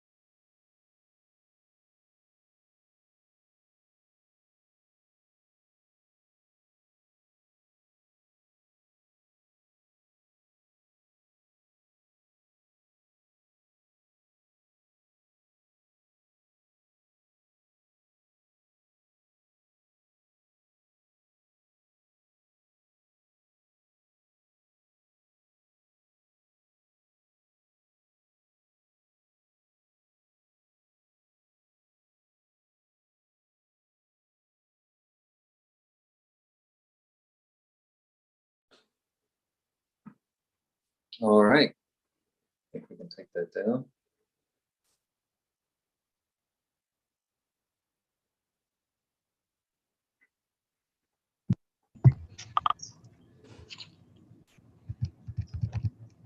And next we'll have FanDuel presenting. We'll have to reconvene. Oh, sorry about that. No problem, Tom. All right, this is a reconvening of the Massachusetts Gaming Commission meeting. We just took a quick break and we're going to move on to FanDuel and Penn Sports Interactive on the quarterly updates. Since we're holding this meeting virtually, we will do a roll call. Good morning still, Commissioner O'Brien. Good morning, I'm here. Good morning, Commissioner Hill. Good morning, I am here. And good morning, Commissioner Broder. Good morning. All right, now, Tom, we're ready for you. Appreciate that. And next we'll have FanDuel to present. Thank you and good morning, commissioners. My name is Rich Cooper. I'm Vice President for Regulatory at FanDuel. We should be getting the presentation up on the screen in a moment, but I think there's some tech issues on our side and we're having difficulty sharing the presentation. While we are waiting for that, oh, here it comes. No, I think I spoke too soon. While we're waiting for that, let me introduce the others from FanDuel who are with me. I am here today with JJ Jelks, with Kitty Young, and Cam Zuckert to give you our quarterly presentation. We thank the chair, the commission, and the staff for the opportunity to present this today. Let me just ask Josh on my team. Are you able to share the presentation?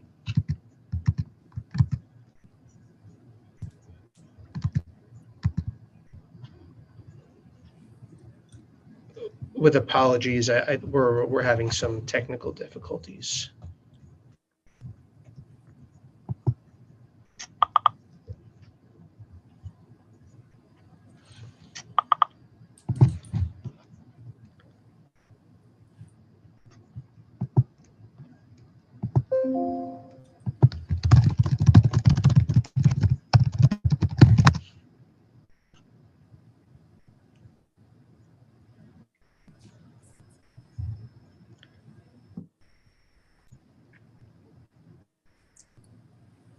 Sorry, commissioners, if you can bear with that for just one moment. It's okay. These things happen. Thank you.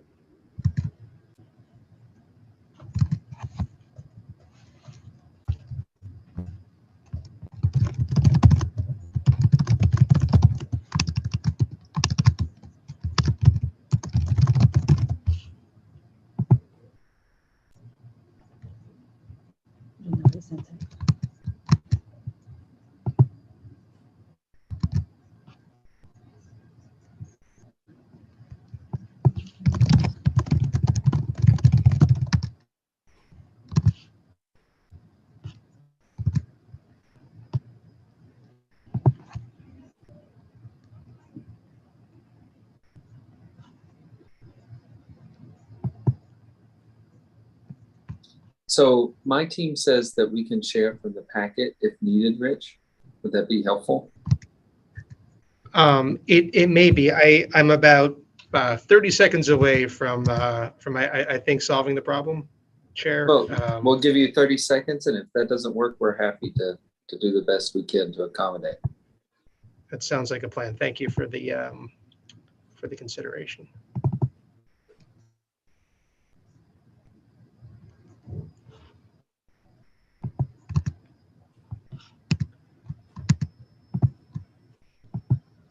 You able to open it?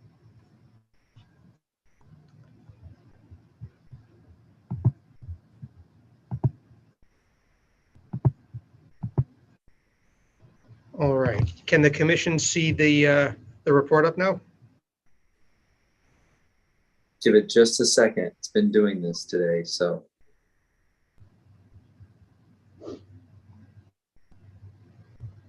You may want to back out and try it one more time. that worked earlier. Oh, no, it's good. We got it. Oh. All right, let me get that back up again. Sounds like there was a bit of a delay, but I That should was be a able to heartbreaker. Yeah, just.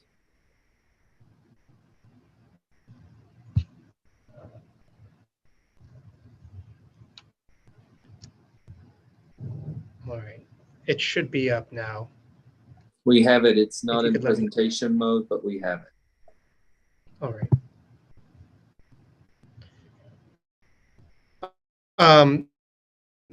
Can proceed if that's all right. Great. So again, thank you, commissioners, for having us here today. I've already introduced Fan, who you will hear from today. Why don't we get into the report? First, with respect to revenue, the commission has before it the quarterly revenue for the second quarter of 2025 by month.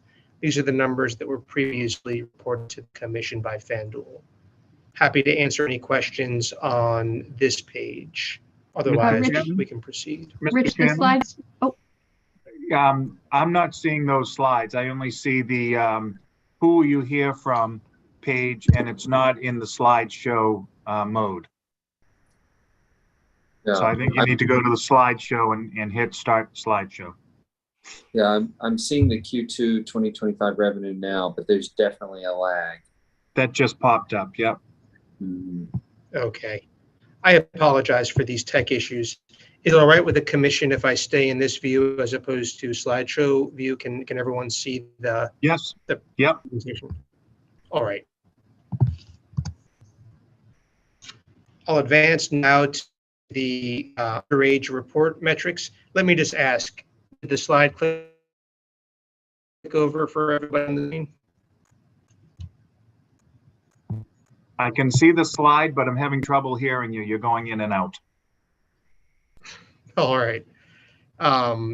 Let me try continuing, and you can let me know if there are issues. So these are the second quarter underage report metrics, breaking out registration attempts by those who are underage, suspected underage use, and confirmed underage use. We previously talked about the definitions of each of these categories. The numbers are on the screen. I'm happy to speak to any questions that the commission has on this.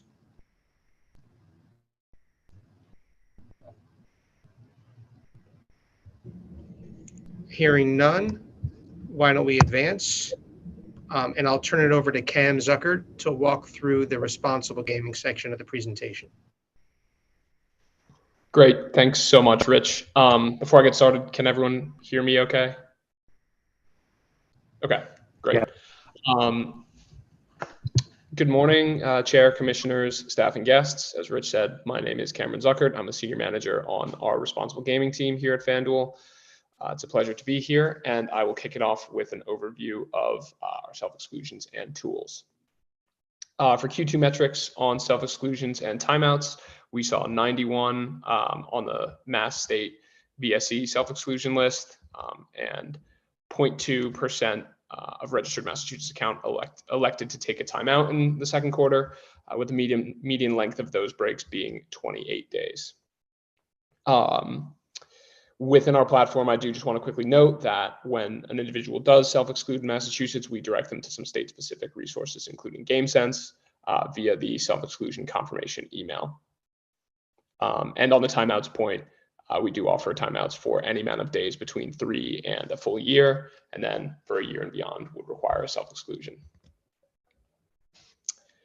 On the overall tool usage, when it comes to Massachusetts, our most popular core tool is deposit limits. This is pretty standard across the board.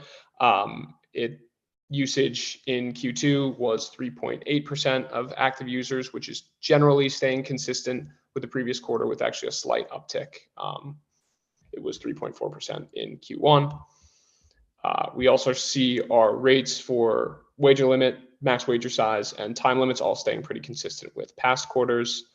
And with regards to the player activity statement and my spend, those are pretty consistently our highest used tools. They're both aimed at providing details to players on their spend and wagering activity on the platform. Before we jump to the next slide, one thing I do just want to note on the topic of my spend is September being Responsible Gaming Education Month. We are running a sweepstakes that I'll speak to in a little bit more detail in a couple slides here, but it allows our customers to enter via checking their my spend and have a chance to win either MLB tickets or a WNBA jersey. Generally, why we continue to lean into my spend as the primary mechanism for our tool sweepstakes or incentivization plans is we're generally trying to normalize responsible behaviors and communicate to our customers that responsible gaming really is for everyone. We find that my spend is the most effective way to do that by just integrating kind of a quick budget check or review of your dashboard. And that tool also somewhat organically promotes usage of our other tools. So if you see a number that you didn't expect, there's a prompt to set a deposit limit and you can manage your spend on the platform that way.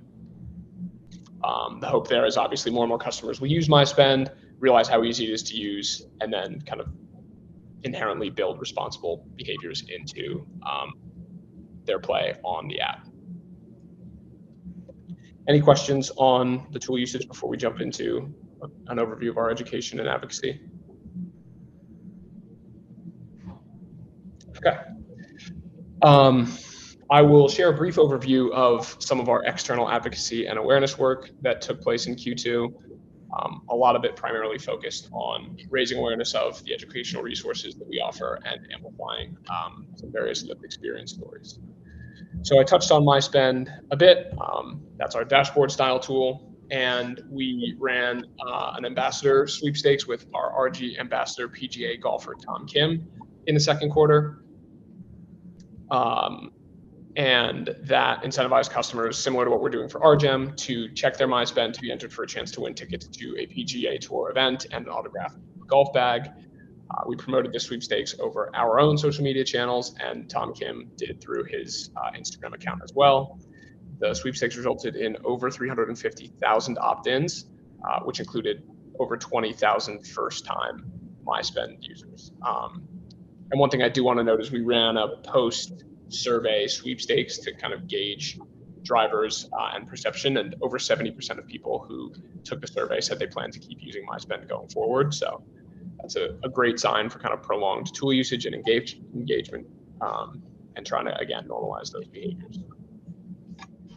One other finding on that front was just in the 90 days following the campaign, over half the users who participated revisited the my spend. So the requirement to enter was just to visit it once. We saw over half go back and check it again. So again, another kind of data point indicating that hopefully those behaviors are starting to stick. On the next topic, the comeback with Craig Carton. I believe I spoke about this in our Q1 presentation since we actually launched the show back in March during Problem Gambling Awareness Month. But in Q2, we since have aired 3 new episodes. And just to provide a little bit of context, the comeback is our first of its kind sort of TV show that we run both on our YouTube channel and also on FanDuel TV, which is a free ad-supported television channel. We put out 3 new episodes in the second quarter of this year, featuring 3 different individuals in recovery, 2 of which are Epic Global Solutions lived experience presenters who we've partnered with on a range of other initiatives as well. Just a quick couple of points. The episodes totaled over 2,500 views on YouTube and 15,000 views on FanDuel TV. And the various promotion of those episodes had over 150,000 impressions across our social media platforms. So pretty solid engagement there. And then finally, I will close with a recap of our underage gambling prevention campaign. So for those who aren't aware, the Trusted Voices program is our parent and mentor focused platform that we've created in partnership with Epic Global Solutions and our RG ambassadors, Randy Livingston and Anita Ondine Smith. The website, which is conversationsaboutbetting.com, is sort of a resource hub that contains videos and educational content around how to start a conversation with young people in your life about the risks of gambling and the resources that are available. This program has kind of been built off of research findings that say the earlier you have those conversations, the less likely someone is to experience gambling-related harms later in life. So following the successful launch of that last year and promotion of it during PGAM in March of this year, we leaned into some of the youth prevention resources a little bit more. We added a youth prevention toolkit to the site, which includes things like certain applications and websites that parents should be aware of and looking out for, how to block gambling access on your devices in your home, and certain signs to watch out for that might indicate that someone is gambling or potentially exploring gambling. We also added a blog to the Trusted Voices site, which featured an inaugural post from FanDuel CEO Amy Howe on the importance of these conversations and the resources, given kind of her dual perspective, both as a parent and then as the CEO of FanDuel. And we featured Randy and Anita on a panel at the SBC Americas conference in Fort Lauderdale in May as well. And just lastly, looking to the present on Responsible Gaming Education Month, we're doing a few things that I'll actually recap when we reconvene and do the Q3 recap, but we're running similar My Spend tool incentivization sweepstakes, sharing gambling literacy content for our customers, and directing them to various state-specific resources in Massachusetts, like GameSense and Operation Hope.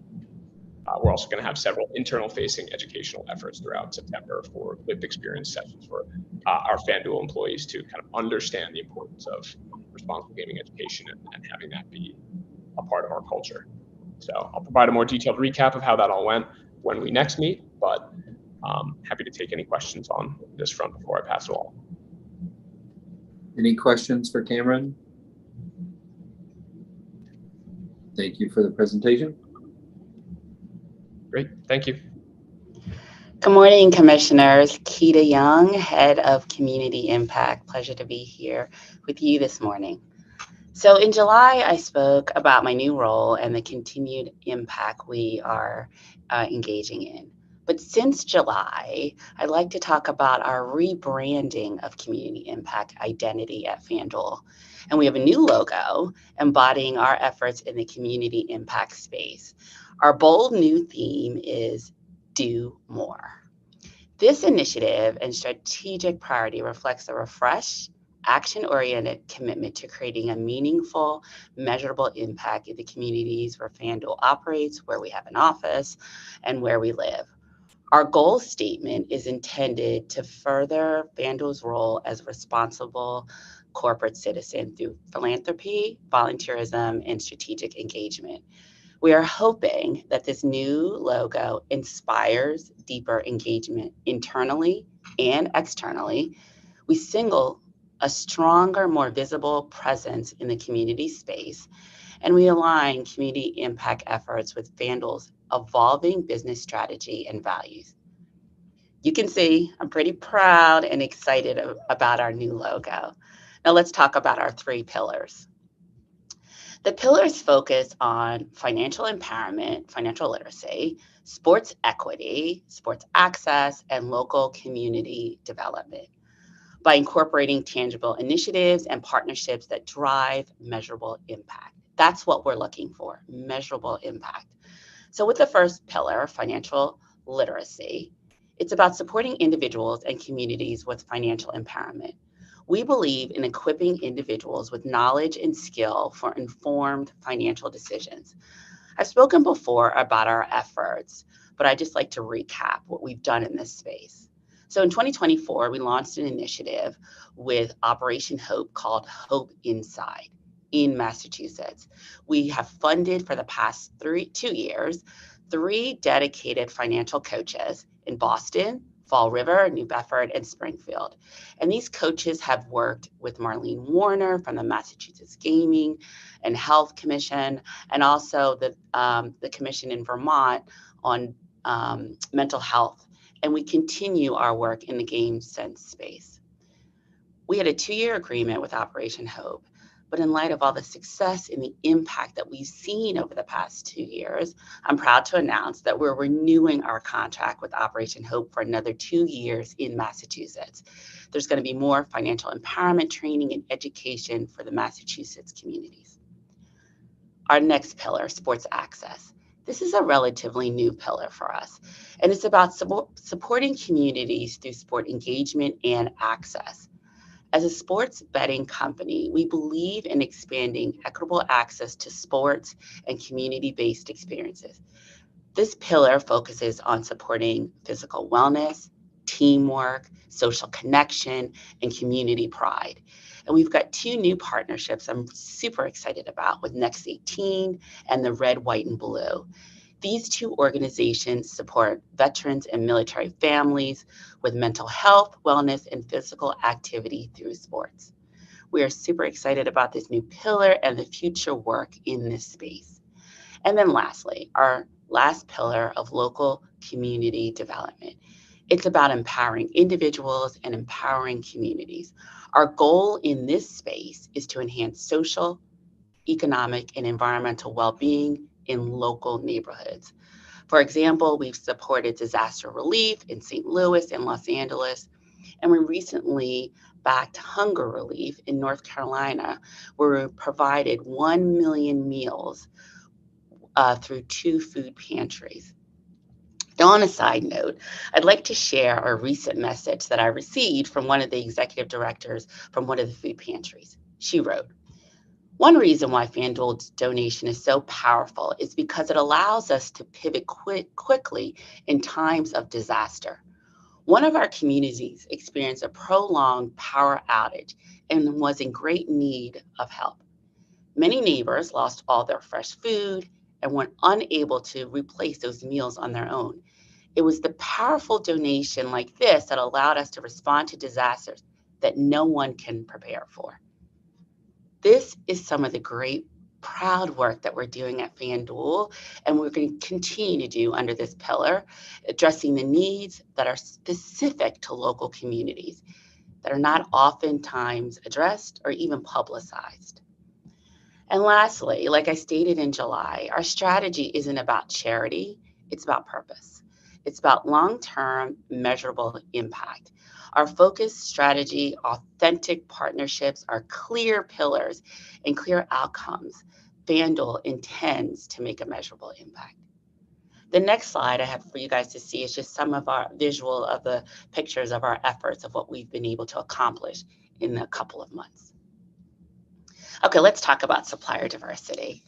Supplier diversity, we still remain deeply committed to diversity and local economic empowerment. We have a robust plan and strategy in place and continuously are looking for opportunities to increase impact in this space. If we can change the slide, please, that'd be great.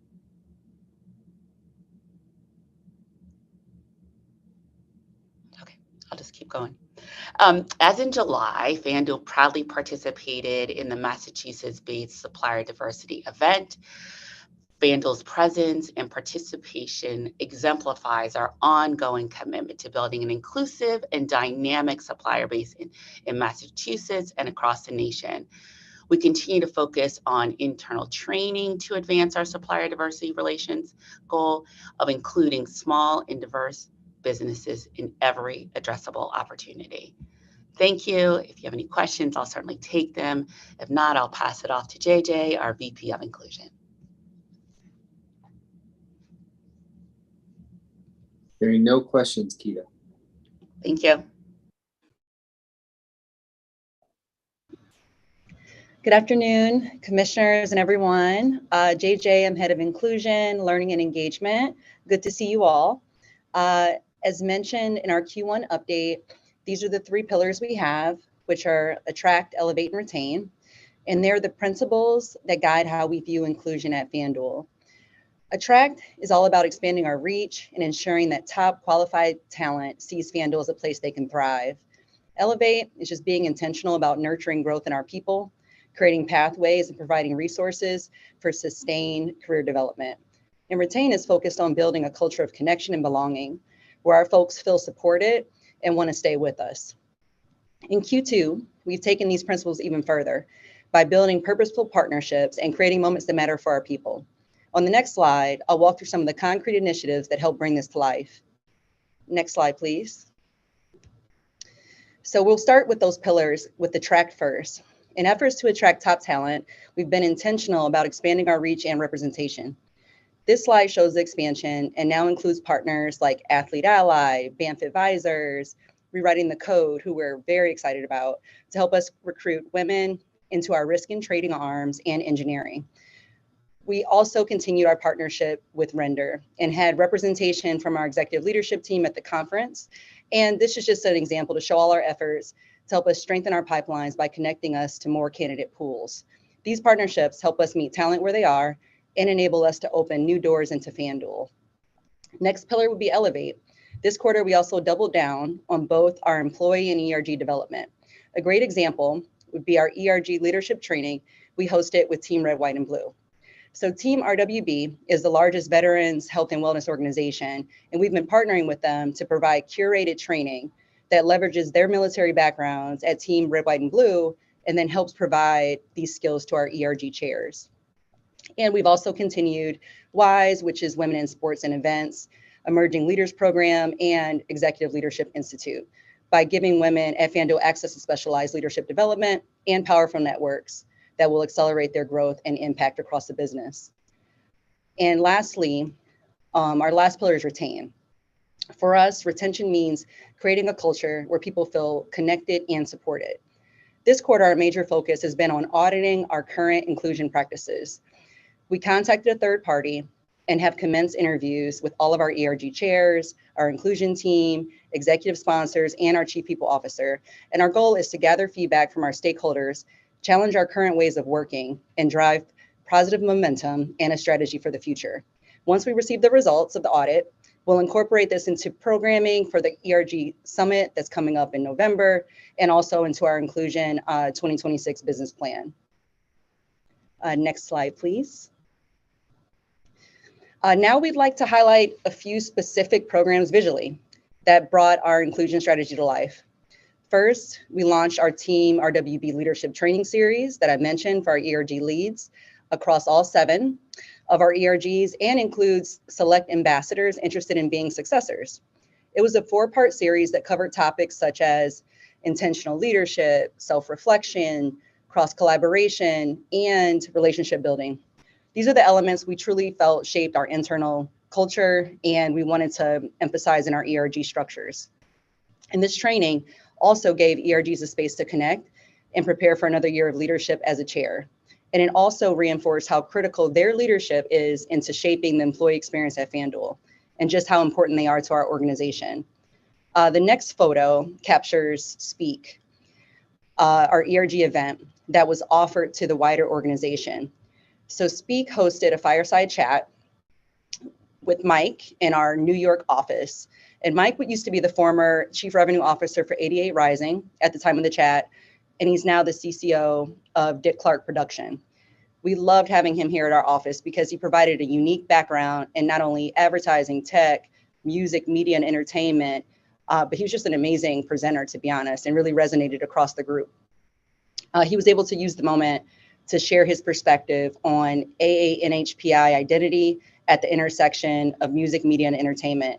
And it was a really powerful conversation that encouraged our folks to think outside the box and look at culture as also a business driver.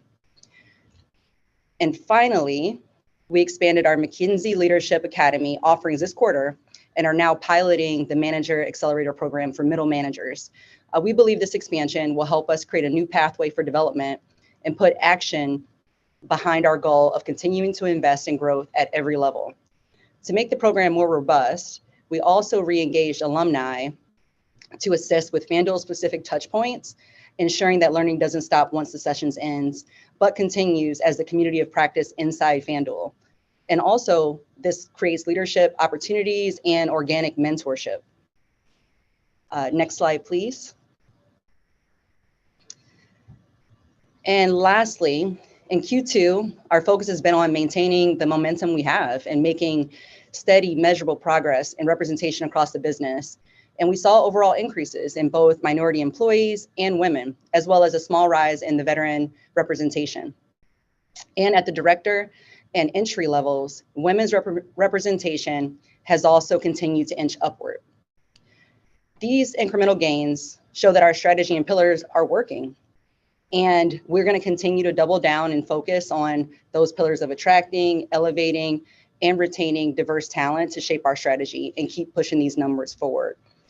And with that, that actually concludes our presentation.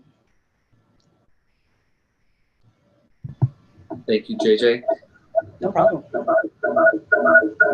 Getting an echo from you, Rich. There we go. Commissioners, questions? Very thorough as always. Thank you. If that's it, thank you, Rich. Thank you, team. And we'll move on to Penn Sports. Thank you. All right, Tom. Thank you, FanDuel. And our final presenters for today is Penn Sports Interactive. Good afternoon, Commissioners. Amanda Gaffney, Director of Regulatory Compliance at Penn Sports Interactive. It's going to just be me today, so bear with me as I share my screen.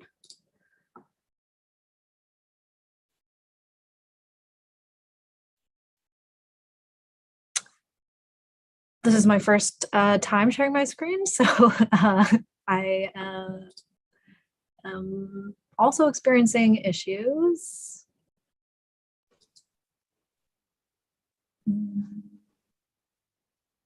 At least we're being consistent today. Yes, I don't feel left out. I'll make you the same offer. I'm sure our team can help share the packet if need be. I think I might have to take you up on that. When I click share content and screen, nothing happens next. So we have it now. Perfect. Great. I appreciate you helping me out on that front. Okay, so jumping into revenue for Q2. We saw an overall increase in our total sports wagering revenue and Massachusetts sports wagering taxes collected over the last quarter. And we saw a slight decrease in handle from Q1.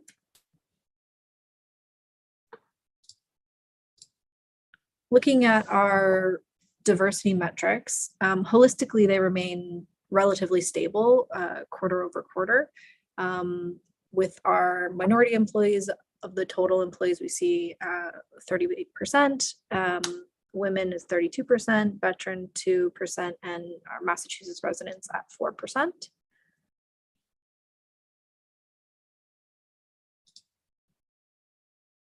If we could move to the, yeah, great. Our vendor supplier diversity in Q2, we saw a decrease in overall vendor spend, which I think is pretty indicative of the slower sports season.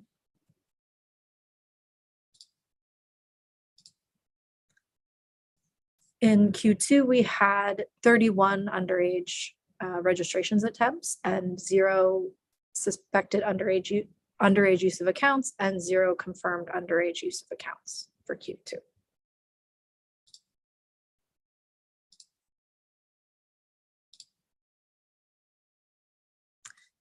We saw a slight decrease or a decrease of our voluntary self-exclusions for Q2 with 45. And we also saw a slight decrease in tool usage in Q2, though the distribution of the timeout lengths remained fairly consistent with the last quarter.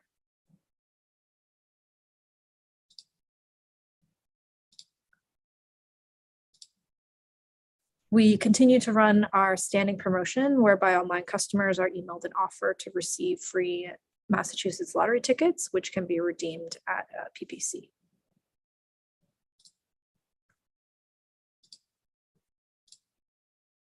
And our last slide here for our community outreach for the quarter. In Q2, we supported Franklin County Pride with a monetary donation, and team members from our Penn Game Studios office in Greenfield participated in the Franklin County Pride Parade. We also contributed a monetary donation to the Connecticut River Conservancy to support their mission of restoring the river and advocating for clean water and healthy communities. And in June, Penn Entertainment published its annual corporate responsibility report, highlighting various programs and initiatives that care for our people, the communities where we operate, and our planet. So that's it for our presentation today. Is there any questions? Commissioners, questions or comments for Amanda?